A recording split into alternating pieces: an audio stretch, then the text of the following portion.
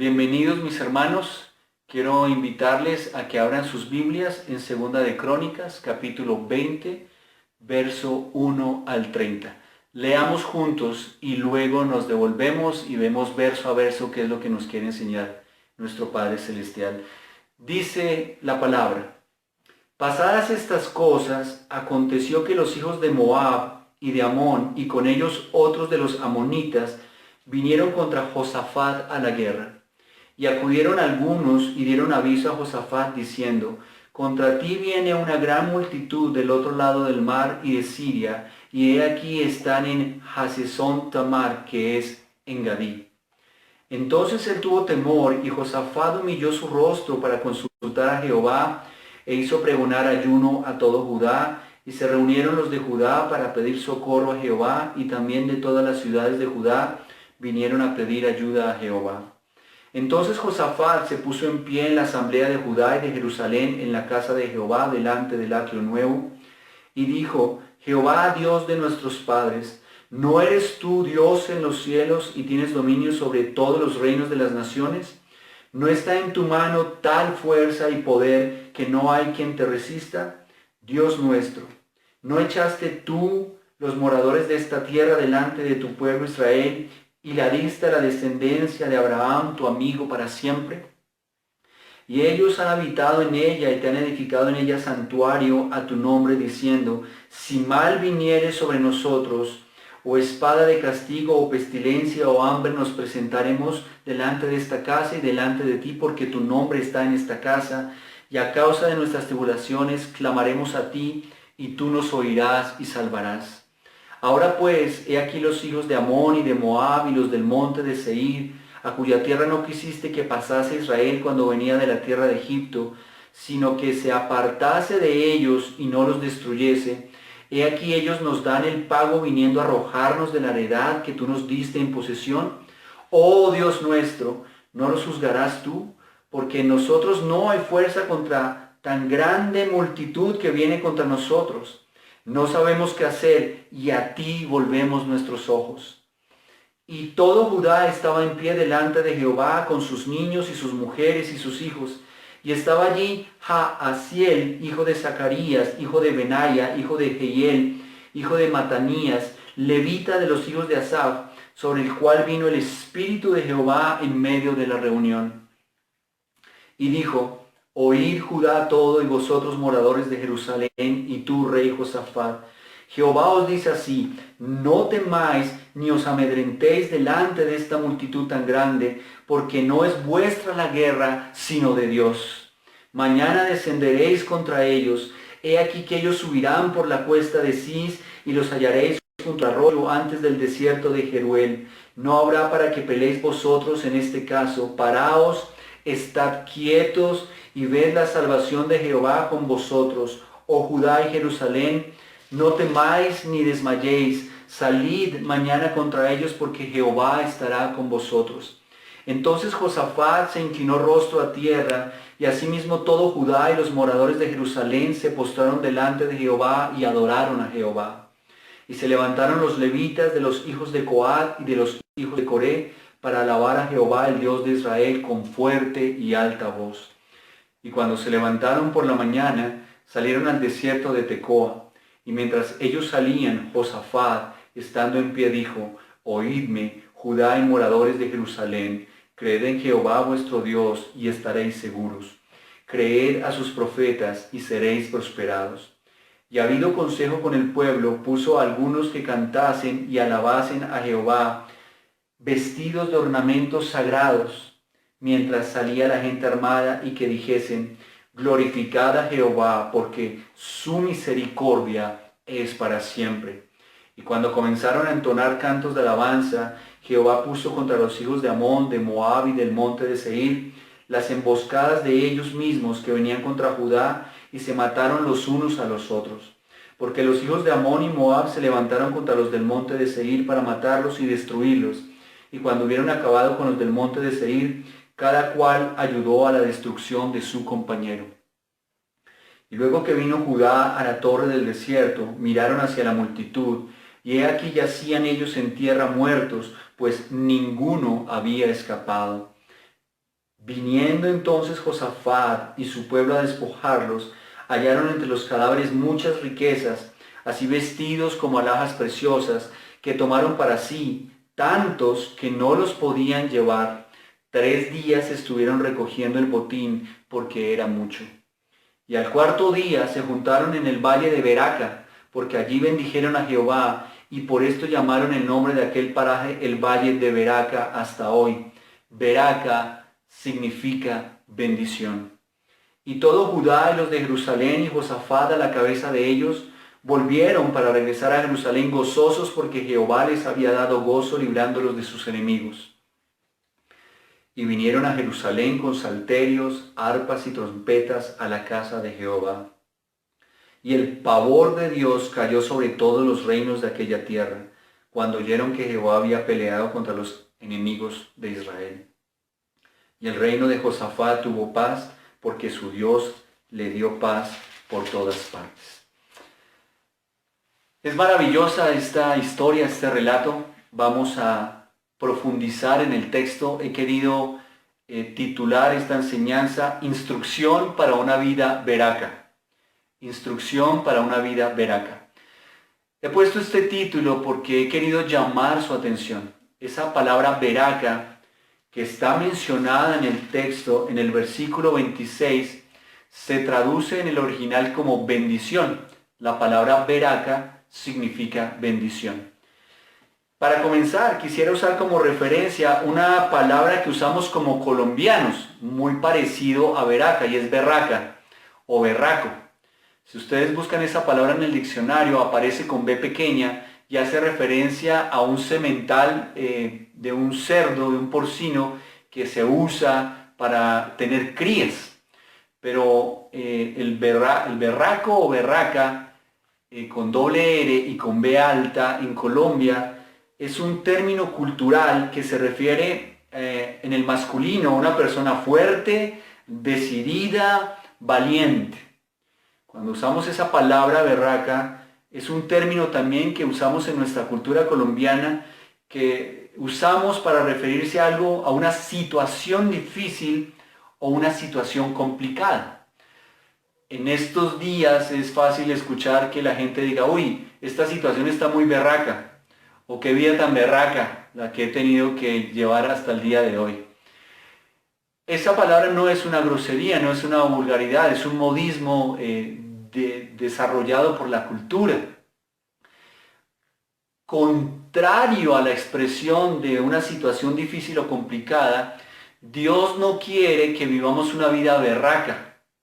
Dios quiere instruirnos para que sepamos cómo podemos vivir o tener una vida beraca, es decir, una vida de bendición.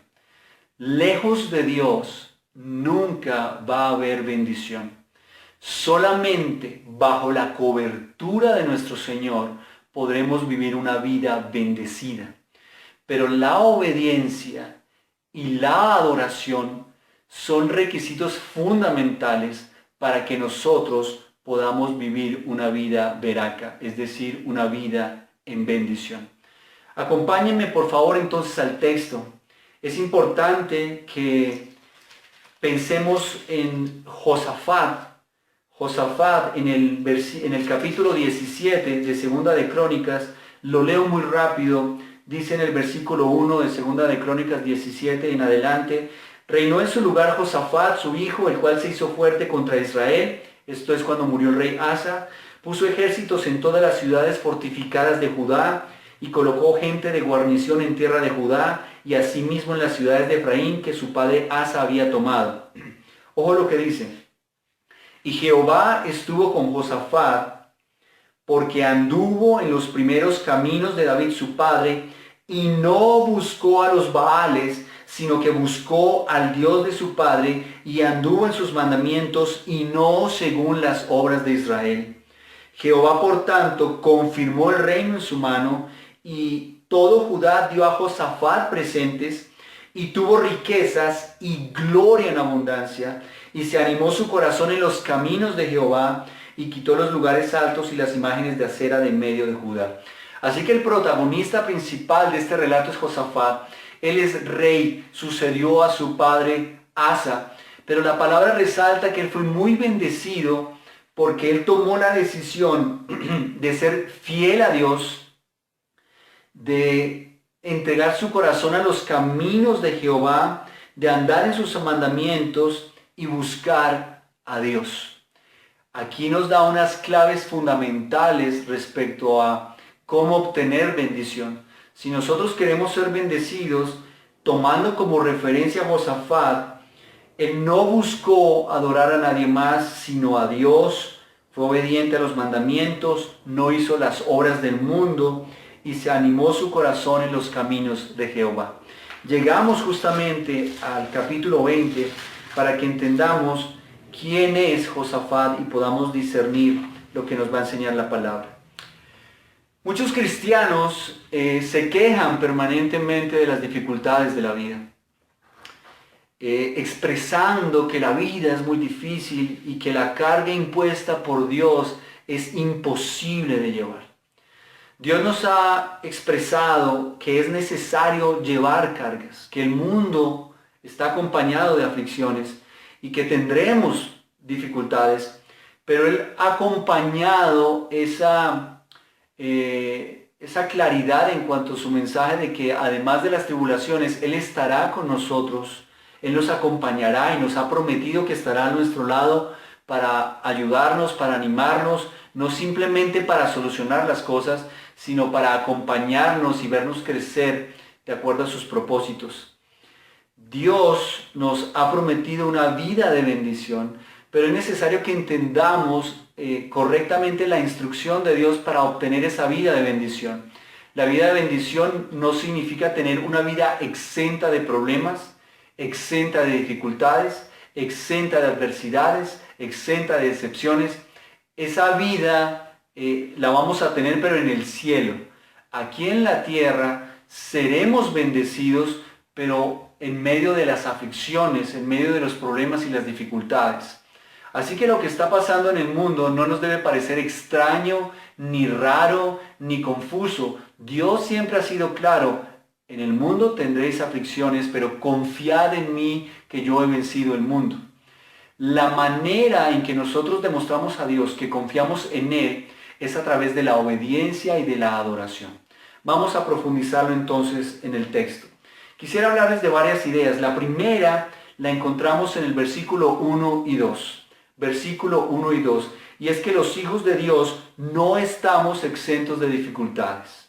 Los hijos de Dios no estamos exentos de dificultades. Recordemos lo que leímos de Crónicas 17 cuando la palabra hablaba de Josafat.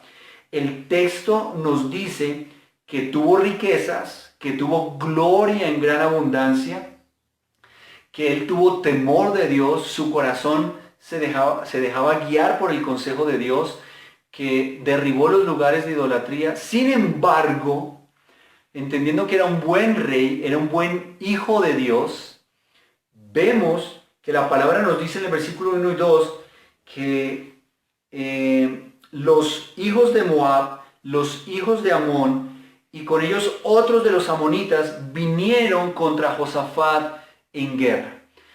Tengamos en contexto lo que implica una guerra. En una guerra entre naciones, toda la población está en riesgo. Entendemos que los militares son los que van a la guerra, pero la población civil es la que realmente es atacada y es vulnerable.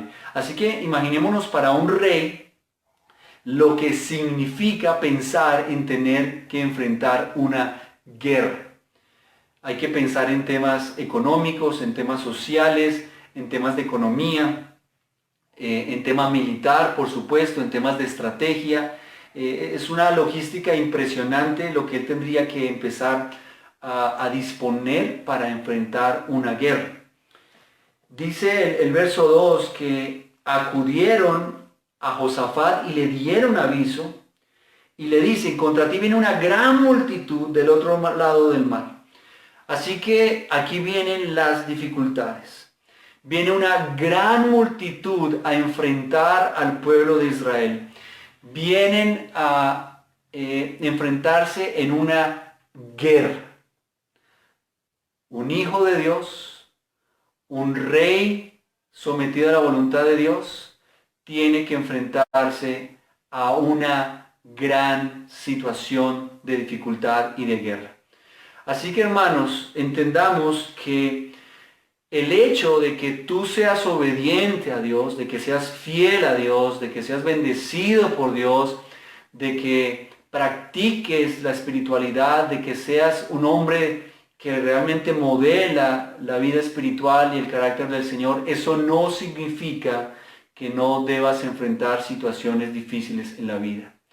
El hecho de ser un hijo de Dios no te hace exento de las tribulaciones, de los problemas y de las adversidades que debe enfrentar el mundo. Pero sí las podemos enfrentar de una manera diferente.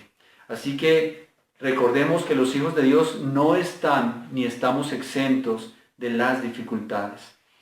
Una segunda idea está en el versículo 3, la parte A, y es que los cristianos podemos sentir temor, pero no vivir en temor. Dios nos ha dado emociones, nos ha dado sentimientos, nosotros reaccionamos naturalmente ante el miedo por un sentido de protección que tienen nuestros sentidos. Es natural que sintamos temor ante ciertas circunstancias, ante ciertos problemas. Hay cosas que nos pueden aterrorizar aún. Y eso es natural por nuestra humanidad. Esa humanidad nos recuerda nuestra dependencia de Dios y lo débiles que somos. Pero cuando tú tienes a Cristo en tu corazón, cuando has recibido al Señor como el soberano de tu vida, cuando tienes entendimiento de la grandeza y la santidad de Jehová, tú no puedes vivir bajo el temor. Lo repito, podemos sentir temor, pero no ser dominados por el temor o vivir en una condición de temor permanente. Hermanos, no es natural para la vida de un cristiano. No es natural que un cristiano viva dominado por el temor. El versículo 3 dice, entonces él tuvo temor. La palabra dice que Josafat sintió temor. ¿Y por qué sintió temor? Pues por la situación, como hombre, como rey, como esposo, como padre, como líder. En cada uno de esos roles era natural que llegaran pensamientos a su mente y a su corazón de cómo enfrentar esa situación. Y él sentía temor porque en su humanidad no tenía una respuesta para enfrentar tal situación. Él no estaba preparado además para la guerra porque dice el texto que llegaron de sorpresa. Uno tiene que estar preparado, tener ejército formado, pero la cotidianidad de la vida no hace que uno esté con las trincheras ahí listas y preparadas. Así que en este caso, a él lo toman por sorpresa y es evidente que él no tenía los medios suficientes para enfrentar una guerra. Una tercera idea está en el versículo 3b y en el versículo 4, y es que Dios está atento a nuestra reacción ante la dificultad. Dios está atento a nuestra reacción ante la dificultad. Entonces, hemos visto que no estamos exentos de las dificultades por ser hijos de Dios, que podemos sentir temor pero no vivir bajo temor. Y en ese escenario, Dios está observando cuál es nuestro comportamiento, cuál es nuestra manera de reaccionar frente a las situaciones difíciles. Es muy importante que entendamos esto. Es posible que Dios nos enfrente a situaciones difíciles para conocer nuestra dependencia de Él, para revelar nuestro carácter delante de Él y para enseñarnos a tener una vida de comunión con Él y de dependencia con el Señor. Es fácil depender de Dios cuando lo tenemos todo, cuando no nos falta nada, cuando estamos sanos, jóvenes, fuertes, hermosos, maravillosos, bendecidos en lo material, en lo espiritual, en lo mental, en lo emocional. Es fácil depender del Señor. Pero cuando hay situaciones difíciles, cuando las cosas se salen de nuestro control, cuando no podemos controlarlas ni manejarlas, ahí es cuando se ve nuestra dependencia del Señor. Y Dios está atento a la manera en que nosotros respondemos ante la dificultad. En otra manera de decirlo, pensando en este tiempo de confinamiento. Dios está mirando cómo te estás comportando en este tiempo. Dios está revisando cómo asumes la vida en estos días de pandemia. Dios mira tu corazón, mira tu mente respecto a cómo estás enfrentando esta situación que ha venido sobre todo el planeta. Porque nosotros somos sus hijos. Para Dios es natural que un no cristiano se queje, se amargue, se estrese, se preocupe, sienta ansiedad, le dé mal genio, se deprima.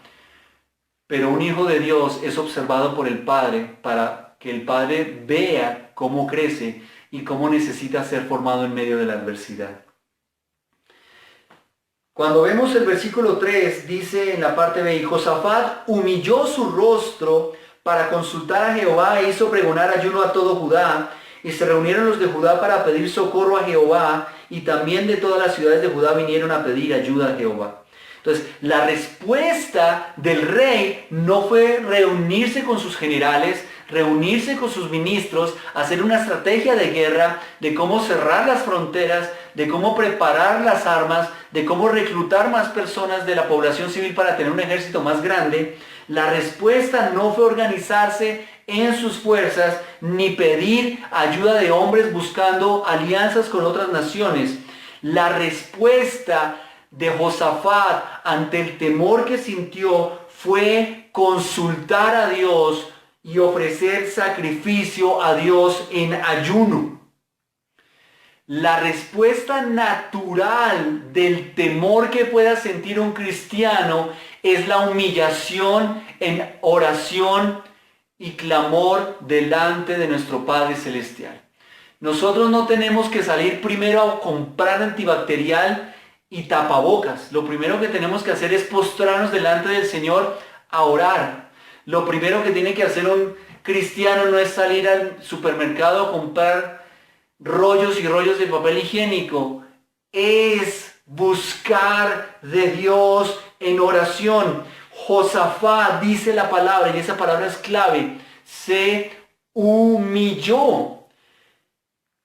Pidió ayuda de Dios, dice, humilló su rostro para consultar a Jehová. Eso es lo que nosotros tenemos que hacer, hermanos. La forma de reaccionar como cristianos ante la dificultad es, Señor, ¿qué hago? Consultarle al Señor. Todas las decisiones importantes de la vida necesitan obligatoriamente ser consultadas al Señor. Haciendo ejemplo de los enamoramientos, la gente se enamora y de una vez va tomando decisiones. No, eso también hay que consultarlo. Cuando hay un buen negocio, nos metemos en el negocio. No, eso también hay que consultarlo. Es importante que entendamos que una manera de recibir bendición es primero consultar al Señor. Además de consultar al Señor, usando su autoridad como rey, Josafat reúne a su gente, a todas las ciudades, para pedir ayuda a Jehová. Así que, si vemos el efecto del liderazgo de Josafat, él no motivó a las personas al pánico, al temor, a la vergüenza. Lo que hace el Señor por medio de Josafat es motivar al pueblo a la oración.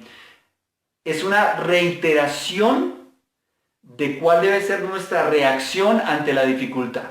Cuando hay dificultad, debemos humillarnos delante de Dios y clamarnos. La forma en que Josafat se preparó reveló su carácter y su dependencia de Dios. Las dificultades revelan nuestro carácter y nuestra dependencia de Dios. Veamos un cuarto punto o idea desde el versículo 5 al versículo 11. Y es que la confianza del cristiano descansa en quién es Dios, no en quiénes somos nosotros. La confianza del cristiano descansa en quién es Dios, no en quiénes somos nosotros, desde el versículo 5 al 11. Así que miremos rápidamente. Josafat se puso de pie en medio de la asamblea, delante del atrio nuevo, verso 6, y Josafat empieza a tener un discurso. Él va a hablar frente a los hermanos, frente a la congregación, en un escenario de oración. Es como si él estuviera orando y dirigiéndose al Señor. Y dice, y dijo, entonces, perdón, verso 6, y dijo, Jehová Dios de nuestros padres. Cuando Josafat hace alusión a esta frase, que era Dios de nuestros padres, lo que Josafat está comunicando es que Dios es un Dios generacional. Él dice Jehová, Dios de nuestros padres, haciendo memoria al pueblo actual que el Dios que ellos tenían en ese momento es un Dios que ha estado antes de ellos y que ha bendecido generacionalmente al pueblo de Israel. ¿Qué es lo que quiero comunicar, hermanos? Nuestra confianza hoy en día no descansa en las vacunas, no descansa en que hay más avances tecnológicos, no descansa en que hoy en día hay EPS y prepagada, no descansa en que hoy tenemos premios Nobel de medicina. Nuestra fe descansa en que generación por generación, sin importar las condiciones o los recursos de los hombres, Dios siempre ha obrado y siempre se ha manifestado con poder. Entonces Josafat le está diciendo al pueblo, nuestro Dios bendijo a nuestros padres y antes de ellos a sus padres, y Dios lo puede hacer ahora con nosotros. Y dijo Jehová Dios de nuestros padres, y él lo exalta a través de unas preguntas. ¿No eres tú Dios en los cielos y tienes dominio sobre todos los reinos de las naciones? ¿No está en tu mano tal fuerza y poder que no hay quien te resista? Esta no era una pregunta para responder, era una pregunta capciosa. Es decir, que él hace una afirmación usando una pregunta.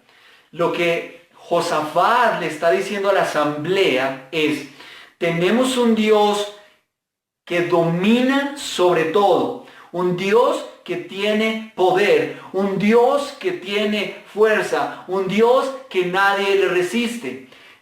Ese es un líder que no está hablando de somos fuertes, tenemos ejército, tenemos recursos, tenemos carros, tenemos caballos, tenemos catapultas, tenemos lanzas, tenemos espadas. Él se remite a ser coherente con la oración que tuvieron antes y el ayuno, y él está diciendo al pueblo, nuestro Dios es un Dios generacional, y recordemos que durante generaciones Dios ha manifestado su dominio, su poder, su fuerza, y ha revelado que nadie se le puede resistir. Esas son las palabras de ánimo que nosotros tenemos, hermanos. El hecho de que estamos en el 2020 y que el Señor hizo milagros antes del 2020 no significa que no pueda seguir haciendo milagros. El Dios que nosotros tenemos, hermanos, es un Dios que sigue teniendo dominio de todo. Es un Dios que tiene fuerza, es un Dios que tiene poder y nadie se le resiste. Dios no tiene temor de un virus. Dios no tiene temor de un presidente, Dios no tiene temor de una nación, de un ejército. Él no tiene temor de nada porque Él es la máxima autoridad y debemos tener entendimiento de eso para que podamos descansar en nuestra fe.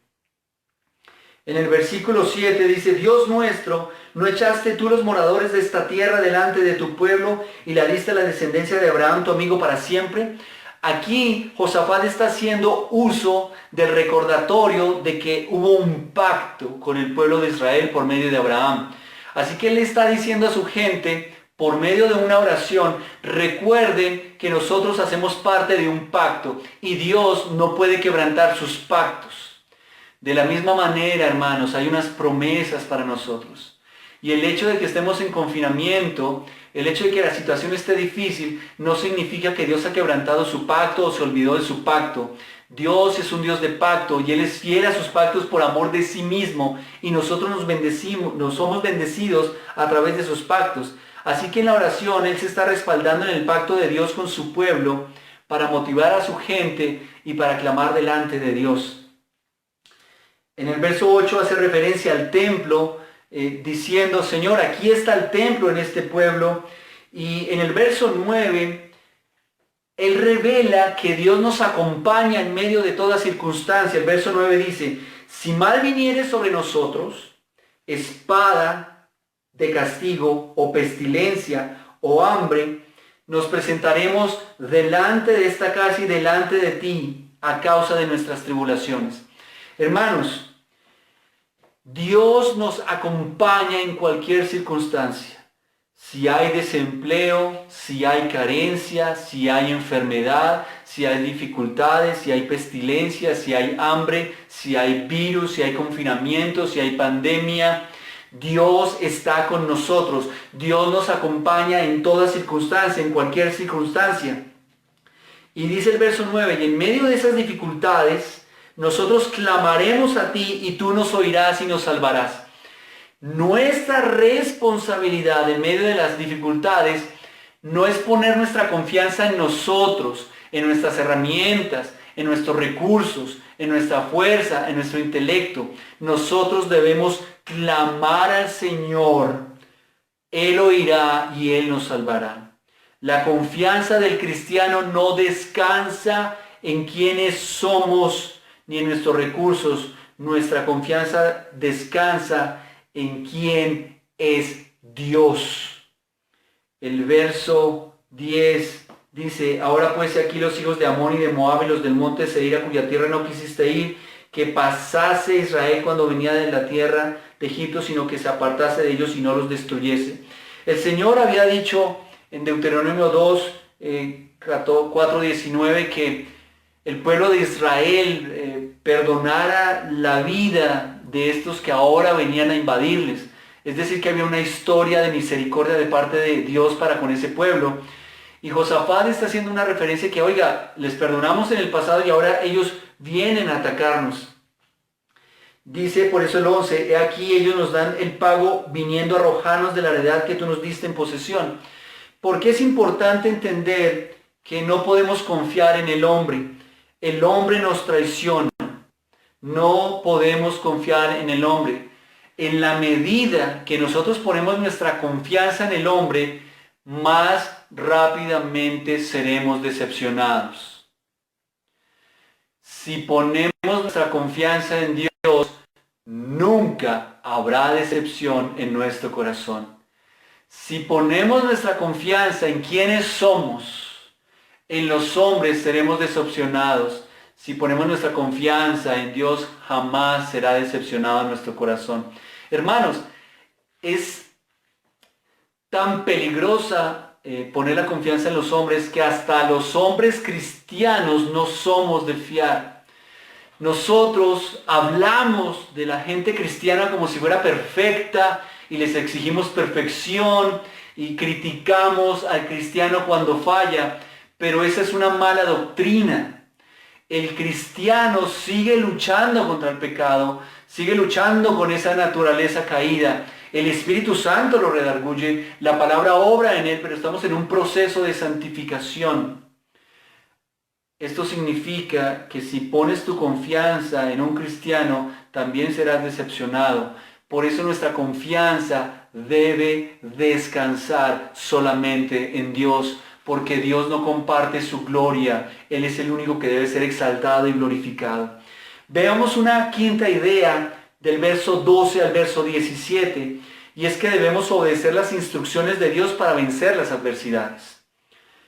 Del verso 12 al 17 tenemos otra idea, y es que debemos obedecer las instrucciones de Dios para vencer las adversidades. Hermanos, cuando estamos en problemas, es natural por nuestra humanidad que salgamos a resolver. A nosotros nos encanta resolver, sobre todo también los varones. Yo hago, yo trabajo, entonces hacemos un plan y movemos y realizamos, y enfrentamos las situaciones en nuestras fuerzas, en nuestros recursos, en nuestra inteligencia. Si solucionamos el problema, el que se lleva la gloria, pues soy yo. A mí me encanta llegar a mi casa y decir, yo solucioné, ya arreglé, yo mejoré y todo quedó bien, para que hayan trofeos en la casa que recuerden lo importante y especial que soy.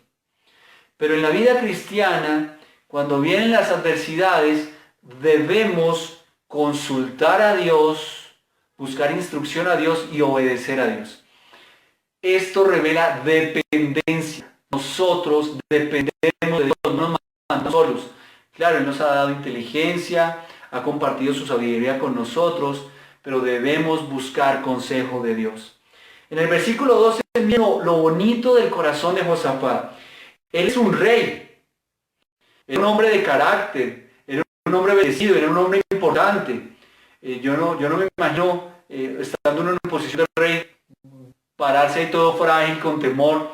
Hemos visto las alocuciones de nuestro presidente y el hombre se esfuerza por dar ánimo y mantea y ánimo y sigamos para adelante. Él no se va a poner a llorar ni a estar triste porque pues quedaría mal para un presidente hablarle así a su nación. Sin embargo, en el versículo 12, miren el corazón de Josafat. Oh Dios nuestro, ¿no los juzgarás tú? Porque en nosotros no hay fuerza contra tan grande multitud que viene contra nosotros. No sabemos qué hacer. Esto no es debilidad. Josafat está siendo honesto y le está diciendo al Señor, Señor, no podemos, no tenemos la fuerza, no tenemos los recursos, no sabemos qué hacer. Necesitamos de ti, Señor, ayúdanos. Al Señor le encantan esas palabras. Deja de decirle papito Dios y mi querido Dios y mi exaltado Dios y mi amado Señor, si no vamos a buscar de Dios y no vamos a ser obedientes a Él. Creo yo, esto es una opinión personal, que las palabras que más me encanta escuchar al Señor es te necesito, dependo de ti, yo no sirvo para nada si no estás a mi lado, dependo de ti. Pero de nada sirve que alabemos al Señor con palabras sofisticadas si nos la pasamos haciendo nuestra voluntad y tratando de enfrentar las adversidades en nuestras propias fuerzas. Dios bendice la dependencia. Si nosotros dependemos de Dios, Él se glorifica y Él nos bendice. Dice el texto, a ti volvemos nuestros ojos. Josafat le dice, Señor, te miramos a ti, te atendemos a ti, enséñanos, dinos qué hacer, qué es lo que tú quieres que nosotros hagamos, porque carecemos de fuerza y de medios para ello.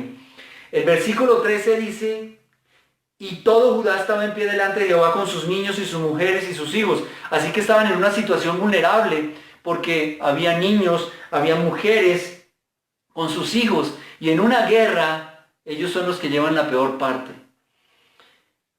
En el versículo 14 hay algo sobrenatural. Dice la palabra que estaba ahí un levita que se llamaba Jaasiel, y vino el Espíritu de Jehová en medio de la reunión. Era normal que Dios se manifestara por medio de los levitas, de la herencia sacerdotal que ellos tenían. Viene el Espíritu Santo. Hermanos, en toda reunión que nosotros tengamos para tomar decisiones, por favor invita al Espíritu Santo. Él es el invitado más importante, el invitado fundamental.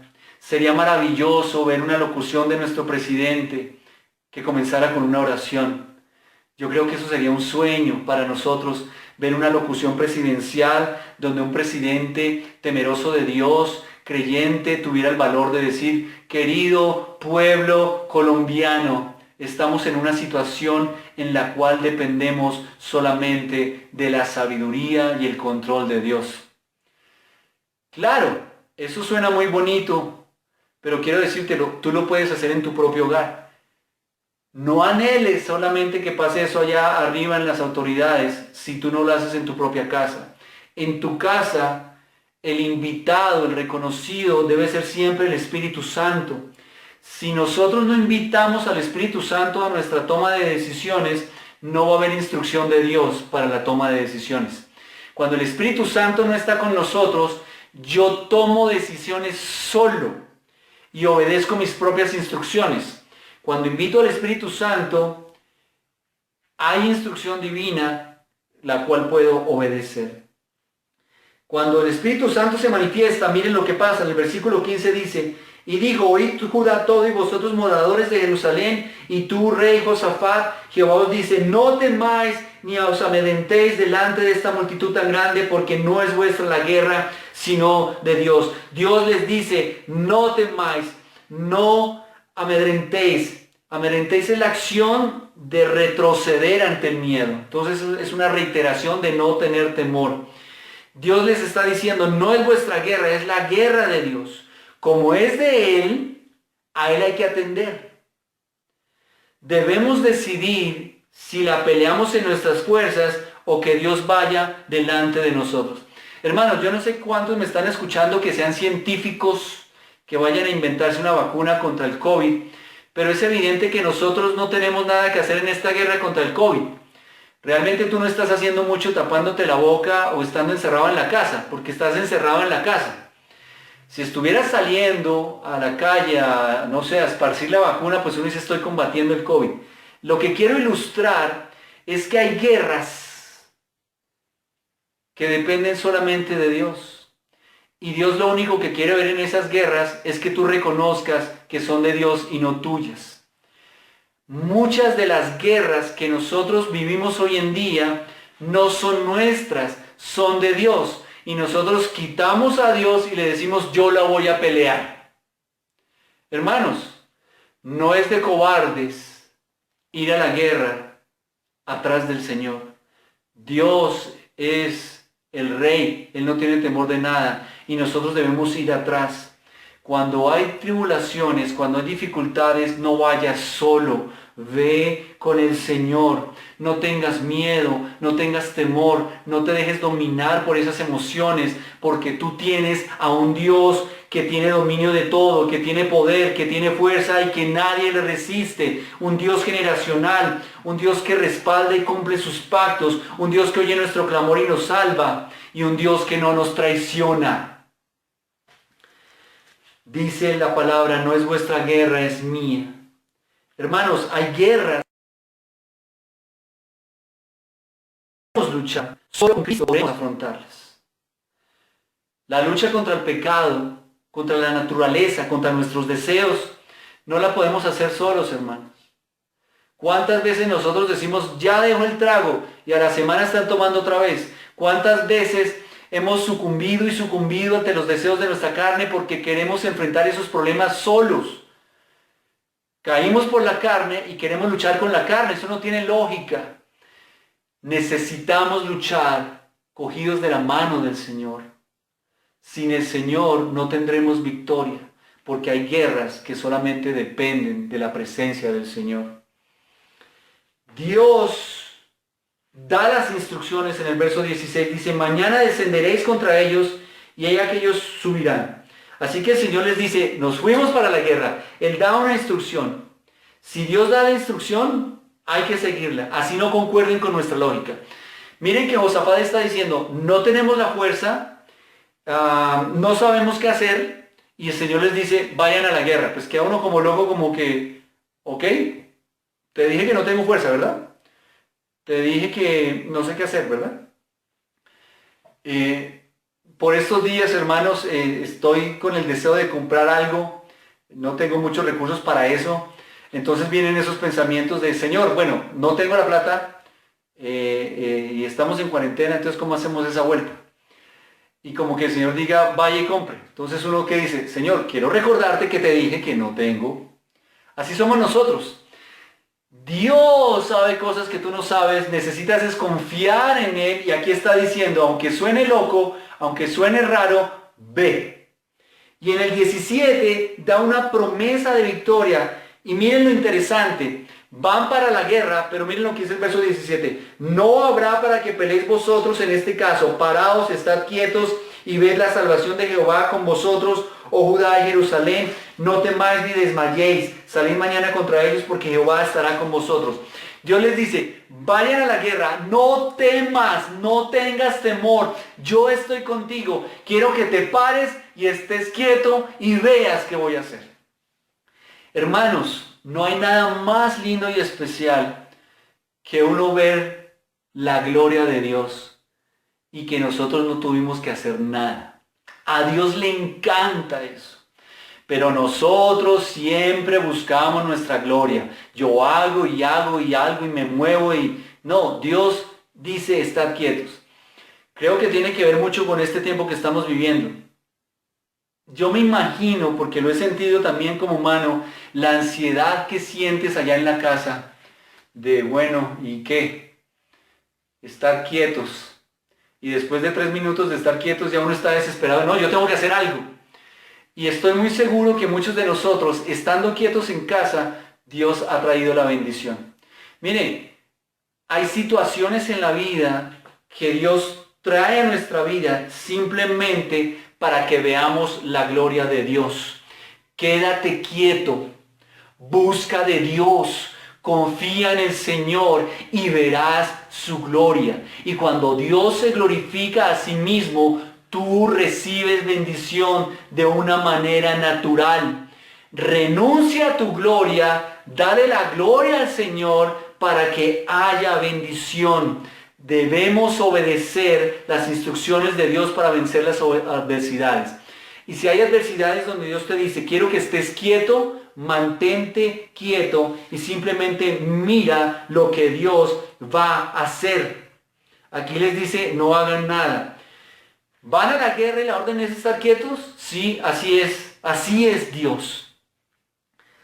Josafat tenía 1.160.000 hombres. Eso está en Segunda de Crónicas 17, 14, 18. Segunda de Crónicas 17, 14, 18. Dice que Josafat tenía esa cantidad de recursos. Así que imaginémonos la multitud que venía a invadirlos. Tendría que ser una cosa inmensa. Aquí llegamos al punto 6. Y lo vemos desde el versículo 18 al versículo 21. Y es que Dios requiere nuestra adoración también en la adversidad.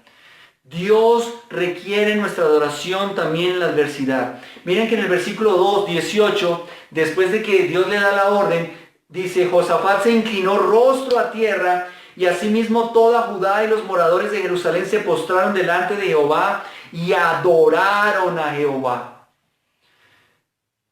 La adversidad, hermanos, no debe ser algo raro para nuestras vidas. Nosotros hemos entendido equivocadamente que cuando hay adversidad, yo me debo preocupar y cuando hay bendición, me debo alegrar. La adoración no se restringe a los buenos tiempos. La adoración debe ser en todo tiempo. La dificultad surge para que la adoración a Dios surja también. La dificultad surge para adorar a Dios, no para quejarnos de Él. Cuando estamos en dificultades, no es tiempo para quejarnos, es tiempo para adorar. La dificultad surge para adorar a Dios, no para quejarnos de Él. Así que, hermanos, si has estado quejándote, lo entiendo en nuestra naturaleza, pero si todos los días estamos quejándonos, ahí no hay bendición. Debemos entender que en la adversidad lo que más debe haber de parte de nosotros es adoración, no petición. Adoración, no petición. Miren que Josafat se inclina con su rostro. Ya vimos a un Josafat preocupado frente a todo el mundo. Vemos ahora un Josafat con la cabeza arrodillada, postrado, y dice que todo Jerusalén, todos se postraron delante de Jehová a adorar. Por eso oramos, por eso clamamos, por eso en estos días de pandemia, de confinamiento, nuestra labor es adorar. Si estás lavando la loza, adora. Si estás barriendo, adora. Si estás cocinando, adora. Si estás viendo televisión, adora. Simplemente adora, que eso es lo único que requiere nuestro Señor y se merece nuestro Señor. Dice el texto en el 19, y se levantaron los levitas de Coat y los hijos de Coré para alabar a Jehová, el Dios de Israel, con fuerte y alta voz. Así que la adoración no es así chiquitica como que en secreto, es a alta voz, que se proclame, que se exalte, que la gente vea en tus redes, que tú alabas, que tú exaltas, que tú das gracias, y la gente diga, pero este está como loco, ¿cómo así que gracias por esta situación? Y gracias por estar encerrado, y gracias por el desempleo, y gracias por lo que está pasando. Sí, somos locos, porque en la dificultad nosotros adoramos a nuestro Señor, y lo hacemos con fuerza y con alta voz. Y miren lo que dice el versículo 20 y 21. Se levantaron por la mañana, salieron al desierto, y estando en pie, Josafat dice a Judá y moradores de Jerusalén: creed en Jehová vuestro Dios y estaréis seguros. Creed a sus profetas y seréis prosperados. Aquí no está diciendo que crean a la persona del profeta, sino a la labor del profeta. El profeta comunicaba la voluntad de Dios. Y Josafat está diciendo: creed, creed, 2 veces. Les dice: creed que estaremos seguros. Hermanos, si nosotros no tenemos fe, si nosotros no creemos, nunca será posible adorar. Tú nunca serás un adorador si no crees en el objeto de tu adoración. Cuando nosotros adoramos a los hombres, nos vestimos con sus ropas, pegamos afiches en el cuarto, los ponemos en el celular para pantalla, los subimos a nuestras redes para que todo el mundo se entere que nos gusta el Barça, que nos gusta el equipo, el jugador. Eso es adoración, porque creemos en ellos. Y aunque pierdan, decimos: ánimo, yo sé que tú puedes y mi equipo sigue para adelante. Tu equipo puede estar en la tercera B y no ascender en 45 años, pero como es tu equipo, ahí sigo firme. Pero cuando se trata del Señor, no hay adoración porque no creemos. Nosotros no creemos en el poder, en el dominio y la fuerza de Dios. Por eso no creemos. Y cuando dice creer en sus profetas, está diciendo creer en su palabra. Si nosotros creemos en la palabra de Dios, habrá bendición. Tenemos que creer en la palabra del Señor. Y esas palabras que dice el versículo 21 son para la gloria del nombre de Cristo. Dice: y habido consejo con el pueblo, puso a algunos que cantasen y alabasen a Jehová, vestidos de ornamentos sagrados, mientras salía la gente armada, y que dijesen: glorificad a Jehová, porque su misericordia es para siempre. En lugar de poner soldados o vestir soldados con armaduras, él viste sacerdotes con los vestidos de la liturgia, con los vestidos sagrados, con todas las cosas que pertenecían al templo, y los manda adelante para que canten, para que alaben, para que glorifiquen y para que repitan, porque su misericordia es para siempre. Eso somos nosotros, hermanos. Nosotros no tenemos que ponernos tapabocas y guantes y caretas. Tenemos que ponernos la armadura que Dios nos ha dado y proclamar con nuestra boca que la misericordia de Dios es para siempre. No podemos ser propagadores del temor y del miedo. Y lo que hacen estos hombres es glorificar a Dios porque su misericordia es para siempre. Esa es una razón para adorarle. Fue una iniciativa del rey y del pueblo el adorar. Aquí no se menciona la vestimenta de guerra, pero sí se menciona la vestimenta de la alabanza. Es más importante vestirnos de fe que con tapabocas, hermanos. Hermanos, lo que nos guarda, nos protege, no es simplemente un tapabocas. Es nuestro Señor que está con nosotros.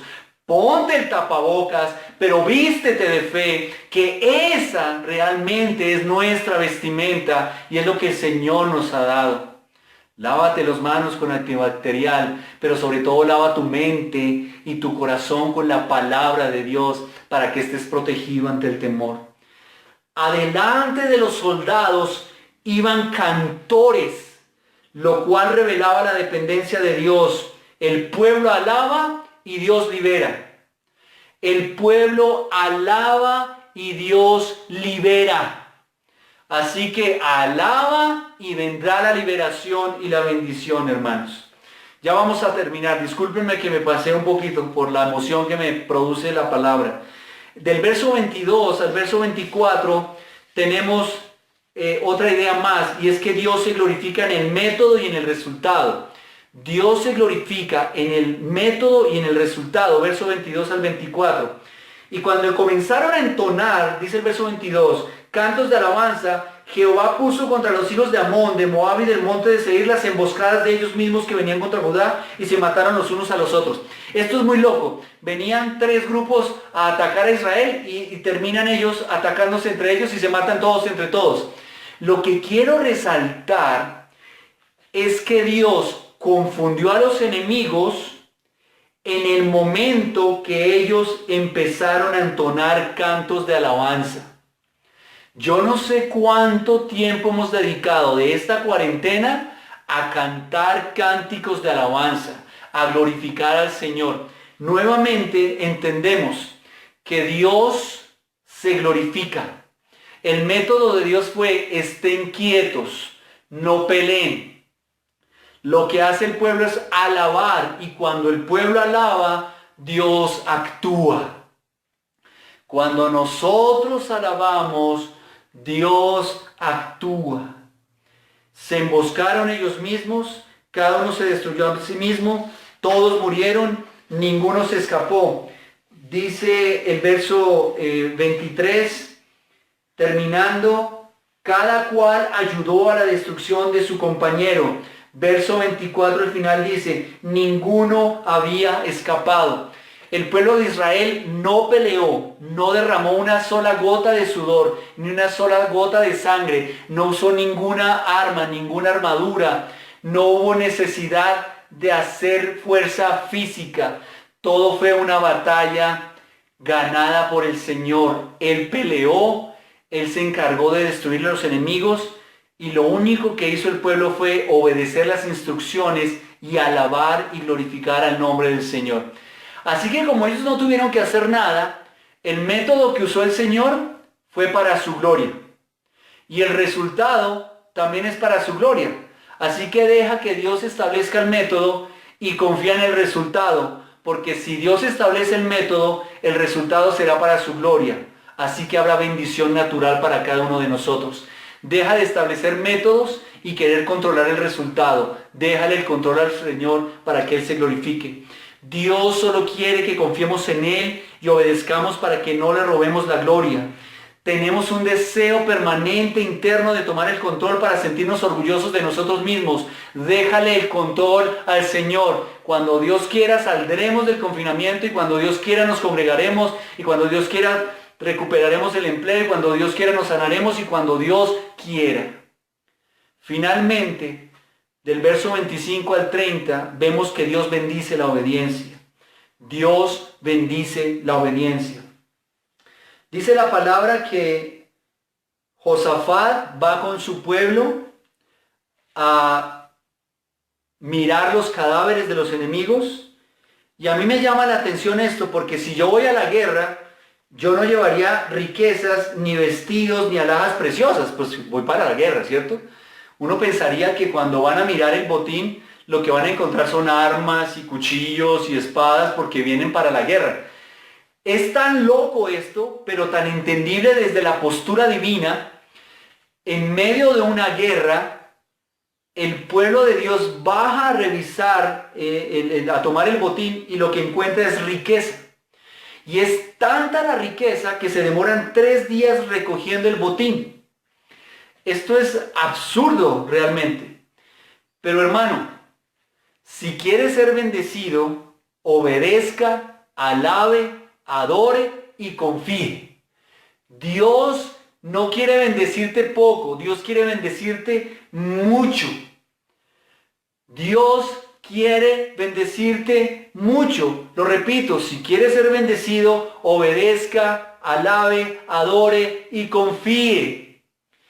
Tanta riqueza puede haber que nos sorprenderá de parte de Dios. Ellos cosecharon fruto sin haber peleado. Lo que ellos hicieron fue bendecir al Señor. Y miren lo que ellos hacen después de que reciben el botín, en el verso 26. Y al 4.º día se juntaron en el valle de Beraca, porque allí bendijeron a Jehová, y por eso llamaron el nombre de aquel paraje el valle de Beraca hasta hoy. Ahí está el origen de nuestro título. La palabra Beraca es bendición. Hermanos, Dios quiere bendecirte para que tú le bendigas en adoración. Así que en estos días puedes pedir por provisión, por tus necesidades, claro que sí. Dios las conoce, pero sobre todo bendice, bendice, bendice a Jehová. Ahí lo dice, allí bendijeron a Jehová. Deja de pedir bendición, bendice a Jehová y serás bendecido. Lo repito, deja de pedir bendición, bendice a Jehová y de una manera natural recibirás bendición. Alabar a Dios es nuestra mayor bendición. Ellos alaban a Dios por la bendición y ponen por nombre el lugar Beraca, que significa bendición. Hermanos, los favores públicos de Dios demandan gratitud pública. Los favores públicos de Dios demandan gratitud pública. Así que espero que cuando salgas de esta pandemia, confinamiento, proclames, y hoy lo estés haciendo, todo lo que Dios te ha bendecido. Si te llegó un mercado, proclámalo. Si te subieron el sueldo, proclámalo. Si te mantuvieron el empleo, proclámalo. Si todos los días sales y vas en el Transmilenio y te tocan y te miran y todo, proclámalo. Bendice a Jehová y serás bendecido. Deja de pedir bendición a Jehová y más bien concéntrate en bendecir a Jehová. Ellos tuvieron gozo por la fidelidad del Señor al obedecer. Y dice, y todo Judá y los de Jerusalén volvieron para regresar a Jerusalén gozosos porque Jehová los había librado de sus enemigos. El verso 28 y 29 dice que salieron con salterios, con arpas, con trompetas. Hermanos, eso es lo que debe salir de nosotros. La gente debe ver que nosotros tenemos gozo en medio de las dificultades. Y el temor no es para nosotros, es para nuestros enemigos. Miren lo que dice el 29. Y el pavor de Dios cayó sobre todos los reinos de aquella tierra cuando oyeron que Jehová había peleado contra los enemigos de Israel. Y el reino de Josafat tuvo paz porque su Dios le dio paz por todas partes. El temor es para Satanás y para nuestros enemigos, no para nosotros. Nosotros somos hijos de Dios, del Dios viviente, del Dios santo, del Dios poderoso, generoso, majestuoso. Entendamos, hermanos, que nosotros hemos recibido la paz por medio de Cristo. La palabra dice, mi paz os doy. El Dios todopoderoso por medio de Cristo nos dio su paz en el cuerpo mismo de Cristo. Así que si tienes a Cristo, a pesar de las dificultades, a pesar de los problemas, si eres obediente, vas a tener paz. Hermanos, cuando andamos en desobediencia, nunca va a haber paz. Cuando andamos en desobediencia, nunca va a haber paz. Siempre vamos a andar con temor de algo. Pero si obedecemos a Dios, seremos transparentes, y la paz será algo natural en nuestras vidas que nos acompañará. Ellos tuvieron paz. Cuando Dios nos da paz, nadie puede turbarnos. Cuando Dios nos da paz, nadie puede perturbar nuestra paz. Querida familia, que la palabra del Señor haya aumentado tu corazón. Hermanos,